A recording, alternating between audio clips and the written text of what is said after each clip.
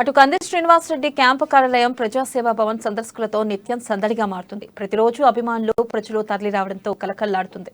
వచ్చిన ప్రతి ఒక్కరిని కంది శ్రీనివాసరెడ్డి ఆప్యాయంగా పలకరిస్తూ సాధారణంగా ఆహ్వానిస్తున్నారు. వారితో మమేకమవుతున్నారు. కష్టసుఖాలను అడిగి తెలుసుకుంటున్నారు. అటు పలువురు ఆయన సమక్షంలో భారీగా బీజేపీలో చేరుతున్నారు. ఇవాళ ఆదిలాబాద్ పట్టణంలోని పిట్టలవాడకు చెందిన కొంతమంది యువకులు బీజేపీ తీర్థం పుచ్చుకున్నారు.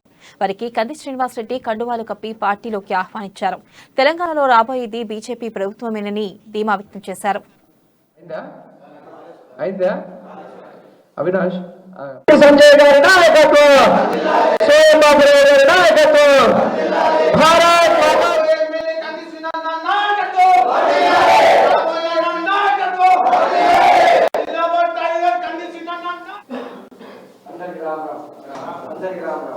జై భవానీ జై భవానీ జై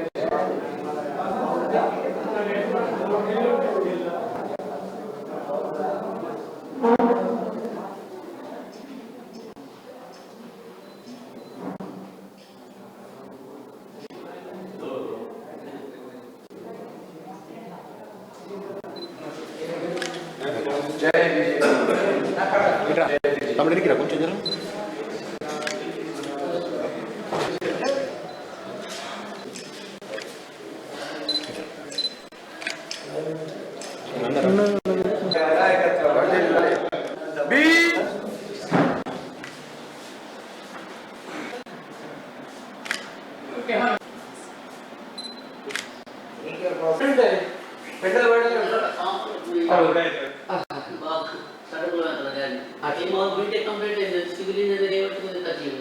భూమి లేనోళ్లకు రైతు బీమా లేదు. 5 లక్షల రూపాయలు రావాలి ఒక మనిషి చనిపోతే గనక, అది రావట్లేదు. బీసీ ఎస్టీ ఎస్సీ పిల్లలకు, చదువుకునే పిల్లలకు స్కాలర్షిప్లు వచ్చినాయా? 4 ఏళ్ళలో ఒక్కలకైనా వచ్చినాయా? స్కాలర్షిప్లు రాలే.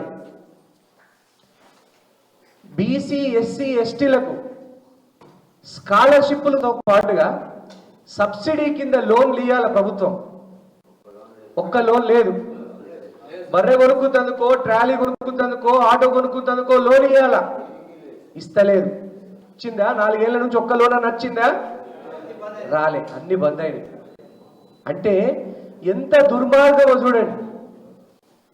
నమ్మి 4 సార్లు ఈ జోగు రామన్న గారిని 4 సార్లు మన ఎమ్మెల్యేగా గెలిపిస్తే ఆయన నమ్మినాం, మనం ప్రజలందరం నమ్మినాం. ఒక్కసారి కాదు, 2 సార్లు కాదు, 3 సార్లు, 4 సార్లు ఎమ్మెల్యే గెలిపించినాం. 13.5 ఏళ్ల నుంచి ఆయనే ఎమ్మెల్యే ఉన్నాడు. ఆదిలాబాద్ 14 ఏళ్ల నుంచి ఒకటే ఎమ్మెల్యే జోగు రామన్న గారు. మరి 14 ఏళ్ల నుంచి ఉన్నటువంటి ఎమ్మెల్యే 8 ఏళ్లలో ఒక్క ఇల్లు కూడా, 9 ఏళ్లలో ఒక్క ఇల్లు కూడా కట్టలే. ఒక్క ఇల్లు కూడా కట్టలేనా?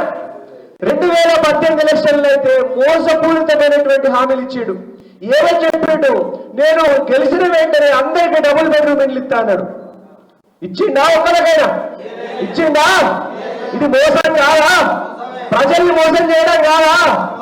ఇంకా జోగురామన్న గారు ఏం చెప్పిండు? డబుల్ బెడ్రూమ్ ఇళ్లతో పాటుగా దళితులకు 3 ఎకరాల భూమి ఇస్తా అన్నాడు. ఇచ్చిందా? ఏ దళిత బిడ్డలకైనా వచ్చింది ఇక్కడ? మరి జోగు రామన్న గారి మోసపూరితమైనటువంటి, కుట్రపూరితమైనటువంటి హామీలు దళిత బిడ్డలందరికీ కూడా, ఎస్సీ ఎస్టీ బీసీలకు ఎవరికి కూడా లోన్లు ఇవ్వకుండా, సబ్సిడీ లోన్లు ఇవ్వకుండా, రైతులకు రుణమాఫీ చేయకుండా, కూలీ చేసుకునే బిడ్డలు చదువుకోవడానికి స్కాలర్షిప్లు ఇవ్వకుండా మనల్ని ఎండ పెడతానే ఉంటాడు. మీరు మేల్కోవాలా? మేల్కుంటారా? ఈసారి గట్టిగుంటారా? ఈసారి గస్తీ కాస్తారా? ఈ ఊళ్ళల్లో గడ్డ దొంగలు పెడితే మనం పూర్వకాలంలో ఎట్లా గస్తీ కాసోళ్ళం గుర్తున్నారా? ఒక చేతిలో రోగం చుట్టూ పట్టుకొని, ఇంకో చేతిలో కారం పొడి పట్టుకొని గస్తీ కాసేటోళ్ళం, దొంగల్ని అడ్డుకుంటందుకు. సంపాదించుకోవాలని బీసీలో ఉన్నాడు ఆయన. ఉన్నారా జోగు రామన్న గారు?